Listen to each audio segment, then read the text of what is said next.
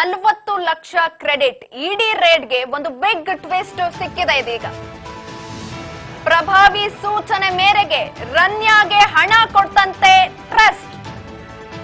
ಇದೀಗ big twist ಸಿಕ್ಕಿರುವಂತದ್ದು. ಜಾಲ ಭೇದಿಸಲು ಮುಂದಾಯ್ತು ಇಡಿ ತಂಡ. ರನ್ಯಾ ಖಾತೆಗೆ 40 ಲಕ್ಷ ರು ಹಣ ವರ್ಗಾವಣೆ ಆರೋಪ ಕೇಳಿ ಬರ್ತಾ ಇರುವಂತದ್ದು. ಇದೀಗ ಅದಕ್ಕೆ ಬಿಗ್ ಟ್ವಿಸ್ಟ್ ಸಿಕ್ಕಿದೆ.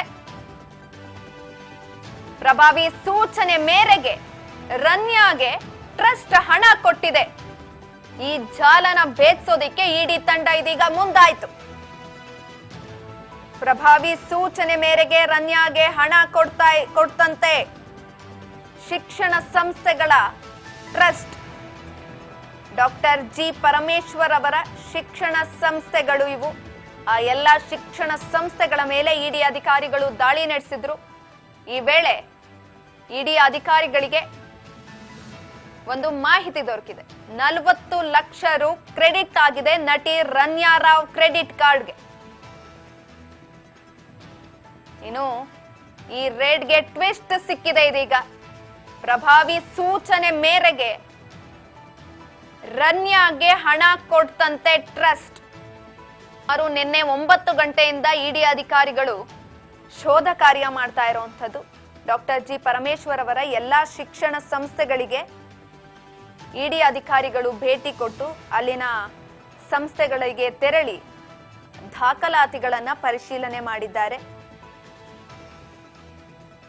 ಈ ವೇಳೆ ಟ್ರಸ್ಟ್ 40 ಲಕ್ಷ ರು ಕ್ರೆಡಿಟ್ ಮಾಡಿದೆ ನಟಿ ರನ್ಯಾ ರಾವ್ ಅವರ ಕ್ರೆಡಿಟ್ ಕಾರ್ಡ್ಗೆ. ಇಡಿಯ ದೆಹಲಿಯ ಅಧಿಕಾರಿಗಳು ಡಾಕ್ಟರ್ ಜಿ ಪರಮೇಶ್ವರ್ ಅವರ ಶಿಕ್ಷಣ ಸಂಸ್ಥೆಗಳಿಗೆ ದಾಳಿ ಮಾಡಿದ್ರು. ಈ ವೇಳೆ ಹಲವಾರು ದಾಖಲೆಗಳನ್ನ ಪರಿಶೀಲನೆ ಮಾಡ್ತಾ ಇದ್ದಾರೆ. ಡಾಕ್ಟರ್ ಜಿ ಪರಮೇಶ್ವರ್ ಅವರ ಎಲ್ಲಾ ಶಿಕ್ಷಣ ಸಂಸ್ಥೆಗಳ ಮೇಲೆ ಇಡಿ ಅಧಿಕಾರಿಗಳು ದಾಳಿ ನಡೆಸಿದ್ದಾರೆ. Siddhartha engineering college, SSIT college, ಹಾಗೆ ಹೆಗ್ಗೆರೆಯಲ್ಲಿರುವಂತಹ ಸಿದ್ಧಾರ್ಥ ಮೆಡಿಕಲ್ ಕಾಲೇಜ್ ಮೇಲೂ ಕೂಡ ಇಡಿ ಅಧಿಕಾರಿಗಳು ದಾಳಿ ನಡೆಸಿದ್ರು.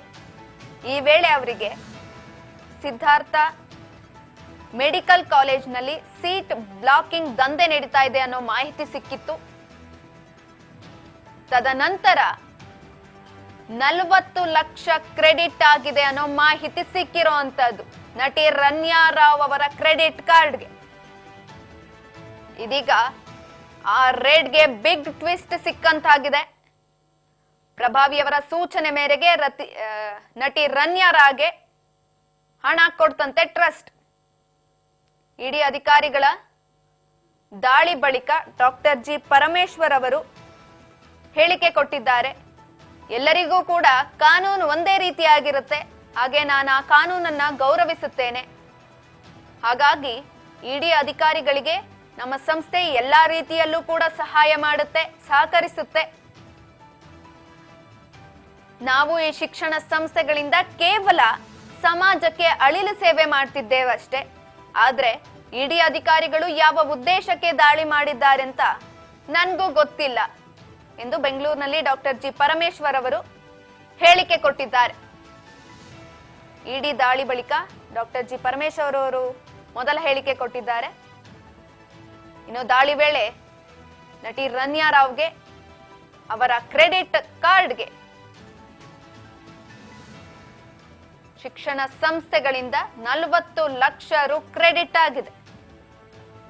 ಪ್ರಭಾವಿಯೊಬ್ಬರ ಸೂಚನೆ ಮೇರೆಗೆ ನಟಿ ರನ್ಯಾ ರಾವ್ಗೆ ಹಣ ಕೊಟ್ಟಿರುವಂತದ್ದು.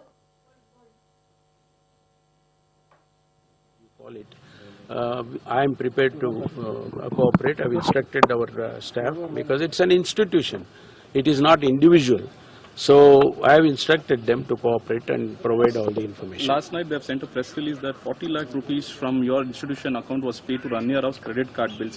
They are linking this case to Ranya Raw's investigation. Now I don't know. I do not want to comment at this point of time. Let the investigation complete, and they will also have to give us a report. No? Yes. After that, I will react. Many of your Otherwise, senior- I don't want to react Many- unnecessarily. Many of your senior leaders are saying that you are being targeted because you're a Dalit face of Karnataka Congress and also the next in charge for being the chief minister in race, No, and you are I- being targeted. Do you I also don't want to, at this point of time, I don't want to comment.